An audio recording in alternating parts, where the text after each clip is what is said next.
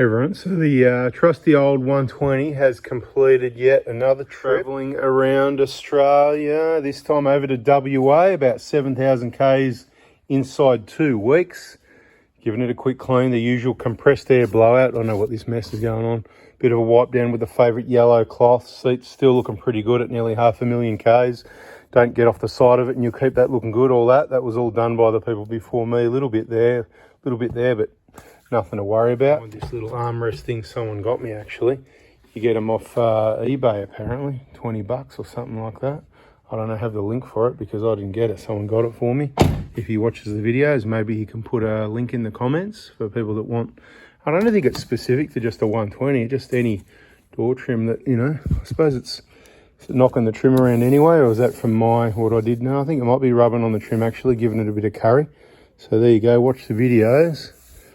We're going to have to give this a review, and that rubbing on the trim could be causing some issues. But that's not what the video is about. What this video is about, I had 2 problems with the vehicle, 2 minor problems, and it's nothing to do with genuine Toyota, whatever it is here. It's always the aftermarket stuff, and not a big deal.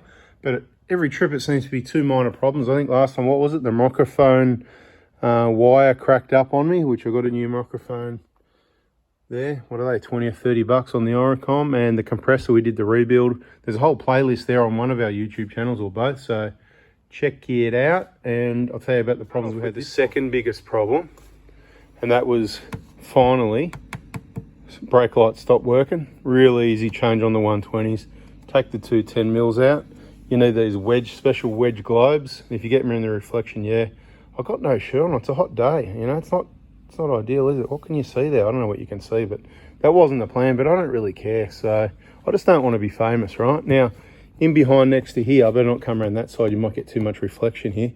There's a couple of clips that the light just slides over. So basically it needs to come straight back towards me. Once you get the bolts out, if you gently get your fingers around the top, the bottom, and just gently wiggle and pull, all of a sudden these side clips, they'll just slide off. So pull it straight backwards. You'll see it's the top globe socket, bada bing. Right, that's all sorted. Now the next issue. Remembers when I originally put this Titan tray? We've got a playlist there. When I put this tray together and it was the second one. The first one was the one on the 2019 150 Prado with the LAPX 008 kit that goes direct to the roof without using the rails. And I think this was the second one, right? With the LRS 034 mounting system, which is rock solid. It's been up there for I feel like it's nearly 5 years, because I liked it on the 150, so I decided to upgrade what I had on this vehicle and put this on, right? So it is solid. I done videos standing up there and all that sort of thing. Much more solid than some of the other brands, let's just say. But the problem, I thought I was smart. So these plastic trims on the 120 or the 150, they just sort of push in. There's a couple of locating tabs up the back here on this plastic side that goes inside that metal aluminium extrusion, if you like, and the front just sort of clips down. There's not much holding them down at all, especially as they get older and they've been knocked around a bit, right? But they're not going anywhere, I don't think. But I thought I'd be smart, because in behind here there is a bit of steel and whatever, and when I mounted the LRS these side, I put them about here where that zip tie is now, and I thought I was smart because I thought having that clamp underneath the plastic and that over the top, it was going to help hold it all in place. And I suppose it did. It worked for nearly 5 years, but it come unstuck on this trip. Not a big deal, but from all the overgrown tracks, some sticks I think must have got under that front bit of the plastic. So the idea is you need to try and avoid allowing things to get caught up underneath there, because that's what happened. So pop that trim up, and then of course it was sitting up a little bit, and then this slid forward a bit, and maybe I nearly lost this, so I took it off on the trip anyway, because I couldn't really push it back in. So I've since refitted it, right? It's pretty easy. You just loosen off all the bolts top and bottom, and you can slide it back and forwards and all that. The little tabs, one of them was a little bit broken, so I super glued it. I slid it in. I've put a zip tie around it, just holding it a little bit tighter. I'm hoping, you know, I haven't done it super tight, but I'm hoping that will help hold it on as well. So if that was to unclip at the front, so it's a little tip for you, I guess. If that was to unclip at the front and it vibrates forward, it could fall off. But if you've got that zip tie there, it's going right around, it's going to help you not lose it and help keep it all in position. So it might not look the best, but who's looking up there? Who gives us stuff anyway? It's called good from far, far from good, as long as it's solid. And just keep an eye on those things. So that was one issue. So I suppose the point of the message is, when you mount the LRS, put it at the end of the aluminium like that is now. And then I decided to go and check the back ones. And the back ones, for whatever reason, they weren't here. They were in a little bit more. That's why there's a bit of other marks there, whatever. But that's all right. You can see the old mark where it was. So that's where it was. I've just moved them back a little bit. But when I grabbed the roof, I could put this up and down. There was a little bit of play, a couple of mil. So I just took these bottom brackets off and rebent them a little bit to tighten them up. It's probably just over the years and all the roof load bouncing up and down. I mean, it's been used heavy duty. But so I just redid all of those, which allowed me to check all the nuts and bolts because they all come off and it all got refitted. And it's all really tight now, rock solid. Got no issue with the Titan tray, love it. Obviously the ridge mounts are much more better, solid mounting system. I don't think they've got it for the 120. I don't know if they're going to do it. Check the website for me, let me know. And maybe put it in the comments here if you would want a ridge mount system for your Titan tray, or if it would make you go for a Titan tray. If they did a ridge mount for your 120, would you go for it?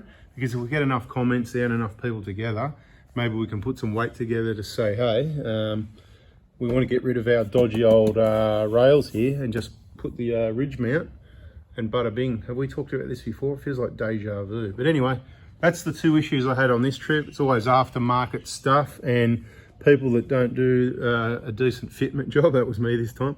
Hey, but it lasted 5 years, right? Credit where credit's due, but I think it's better now.